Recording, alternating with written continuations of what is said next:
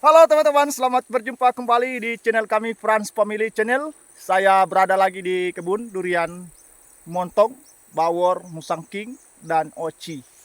Di sini saya mau memperlihatkan dan menjelaskan kegiatan kami dalam rangka pemangkasan durian montong.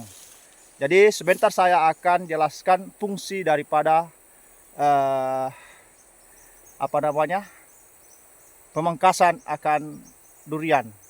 Ya, oke. Terima kasih, kita lihat. Ya, jadi di sini adalah durian montong saya yang sebentar saya akan pangkas. Ya, akan saya pangkas adalah dahan kecil atau tunas-tunas air di sana itu yang sudah mulai besar lagi karena eh, kita sudah merawat durian ini dengan melakukan pemangkasan, tetapi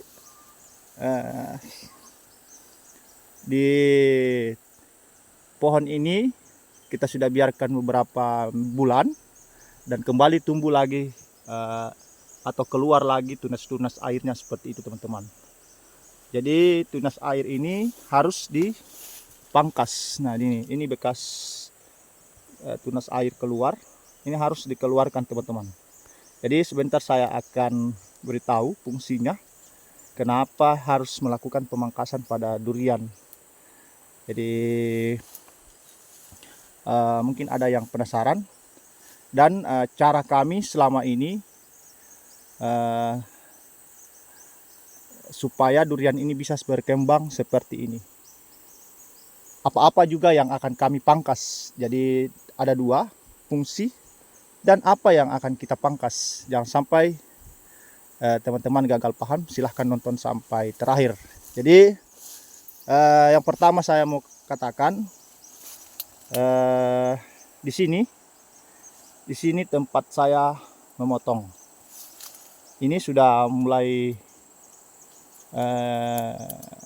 pulih dan awalnya di sini kan kita lakukan pemotongan itu berbekas dan mengering. Nah, kalau orang-orang yang terbiasa dan orang-orang yang punya modal besar, harus dia olesi di sini semacam pestisida. Dan kalau saya di sini saya tidak pernah melakukan seperti itu karena waktu juga modal dan itu membutuhkan waktu.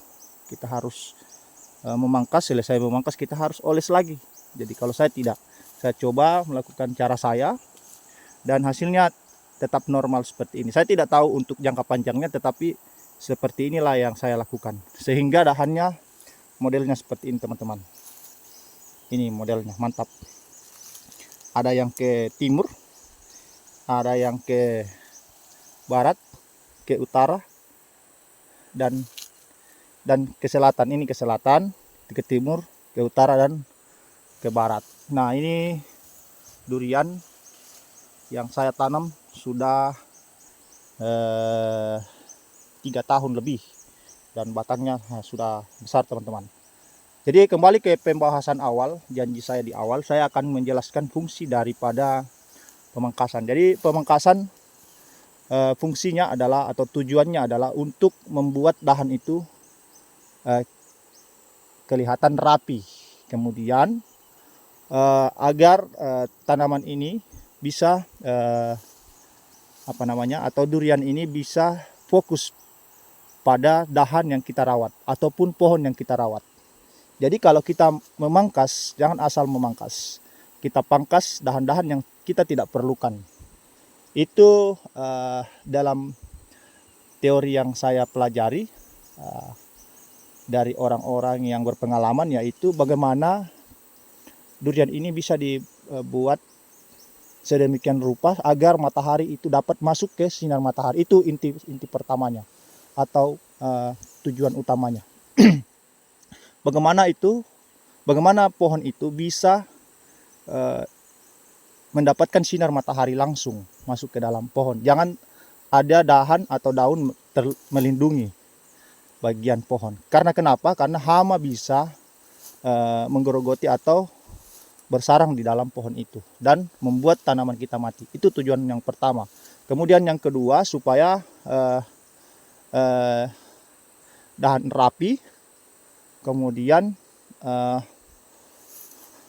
ini apa namanya, dahan ini bisa berkembang, bisa besar. Nah, kalau seumpama di dalam satu pohon itu ada 50 dahan, itu mustahil akan besar seperti ini, teman-teman. Mustahil. Karena akan bersaingan antara dahan dengan dahan yang lain, merebut makanan. Jadi makanan yang dari dalam tanah itu akan diperebutkan, teman-teman. Jadi dahan yang akan digunakan sebagai tempat buah, karena memang buah itu akan tinggal di dahannya, itu kecil nantinya, dan buah yang ada di situ ketika besar, apalagi durian montong memiliki bobot yang besar, dahan yang ditempati durian nantinya itu akan patah, teman-teman, patah. Jadi misalkan dahannya seperti ini kan dahan kecil ya, setelah dahan yang utama ini, ketika ada buah di sini, ini akan patah, teman-teman, dan kita akan rugi besar di situ. Itu fungsinya. Kemudian fungsi yang lainnya banyak sekali, dan hanya beberapa yang saya mau jelaskan di sini, fungsi daripada pemangkasan. Kemudian yang saya mau katakan juga di sini adalah apa yang akan kita pangkas. Nah, yang kita pangkas adalah yang tadi tujuannya. Nah, di sini kan matahari masuk dari sana, dari timur di pagi hari. Kita harus pangkas yang dahan ke atas. Nah, di sini kan dahannya sudah mengarah ke sana. Jadi matahari itu ada celah masuk ke dalam pohon durian kita.